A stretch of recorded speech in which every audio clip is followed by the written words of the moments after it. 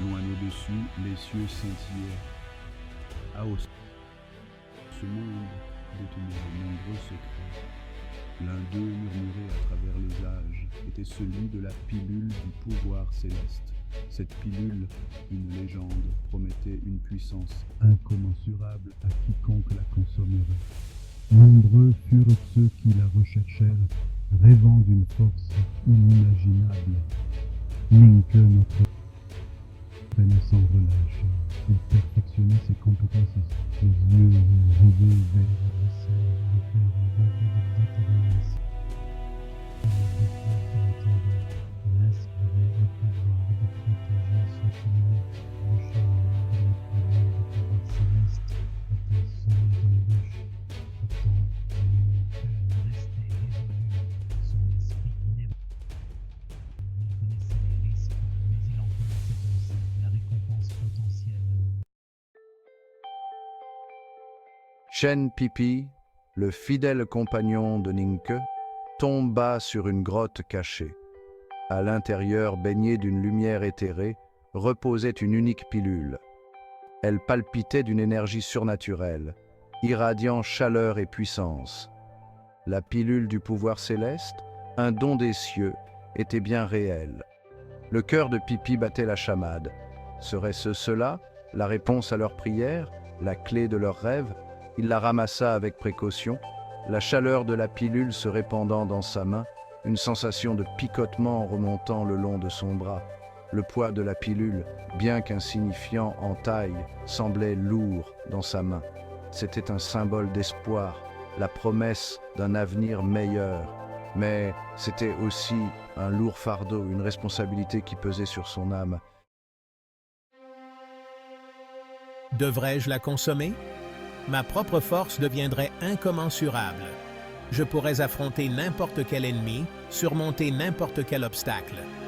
Mais qu'en serait-il de Ninke? La pilule était destinée à un seul.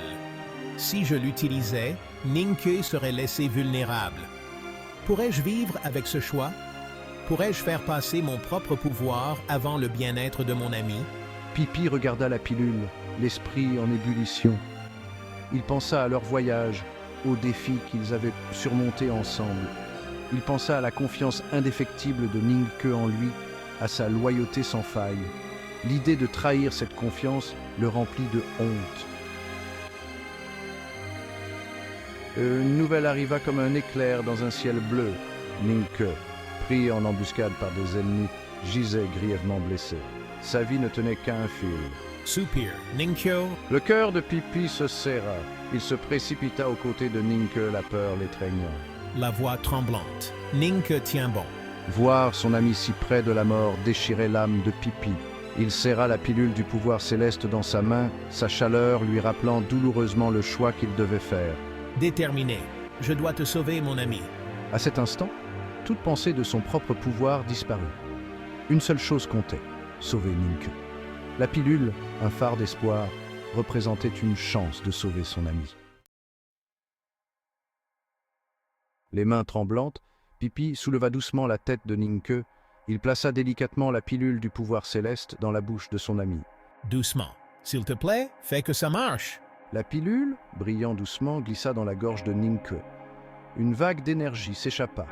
La lumière jaillit du corps de Ninke, baignant la pièce d'une lueur éthérée. Pipi regardait, le cœur battant d'un mélange de peur et d'espoir. Murmurant. Allez, Ninke. Lentement, la lumière s'évanouit. Ninke remua, ses yeux s'ouvrant péniblement. Il était faible, mais vivant. La pilule du pouvoir céleste avait fonctionné, insufflant la vie dans son corps blessé. Faiblement, Pipi. Ninke regarda Pipi, la confusion voilant son regard. La voix rauque. La pilule, tu m'as sauvé. Pipi hocha la tête, la gorge nouée.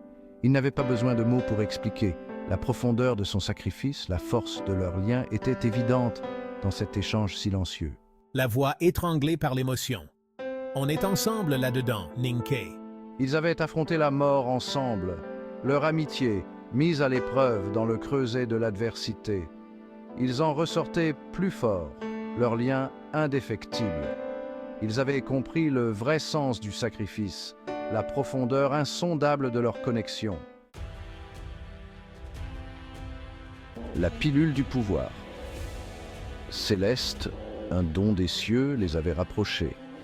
Elle les avait aussi engagés sur une nouvelle voie, une voie semée d'incertitudes et de dangers. Ils savaient que leur voyage était loin d'être terminé.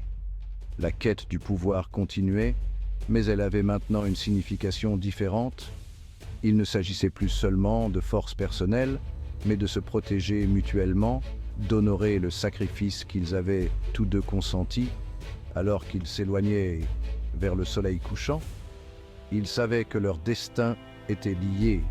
L'avenir restait incertain, mais ils l'affronteraient ensemble, leur lien indéfectible, leur esprit inflexible.